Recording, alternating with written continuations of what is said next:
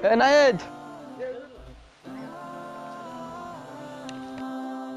নাহিদ, কালকে তো শুক্রবার, আমার জুব্বাটা আছে না, ওই জুব্বাটা, সাদা জুব্বাটা, কালকে তো জুমার নামাজ পড়তে হবে, জুব্বাটা একটু ভালো করে ধুয়ে রেখে দে। আমার একটু কাজ আছে, হ্যাঁ, আমি একটু কাজে যেতে হবে।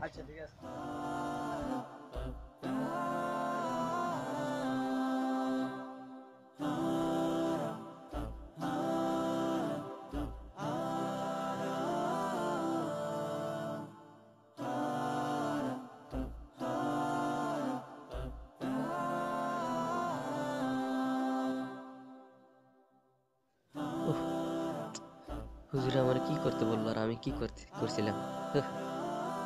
ওই কাজটা করলাম না, এখন হুজুরের মনে কষ্ট পাইব না। নাহিদ, তোমার যে কাজটা দিলাম তুমি তো করলা না, ওই কাজটা আমি করে নিয়েছি। আসসালামু আলাইকুম।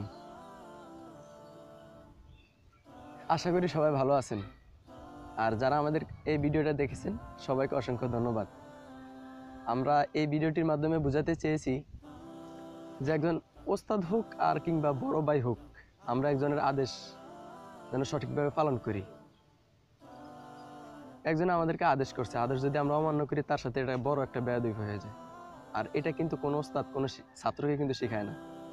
প্রত্যেকটা শিক্ষকই প্রত্যেকটা ছাত্রকেই তার জীবনে শৃঙ্খলা বজায় চলার মতো যেই নিয়মকানুনগুলা এগুলো শেখায়, এবং বড় ভাইদের সাথে বড় যাদের আছে তাদেরকে সম্মান কিভাবে করতে হয়, কিভাবে আদব রক্ষা করতে হয়, এগুলো শিক্ষা দেয়।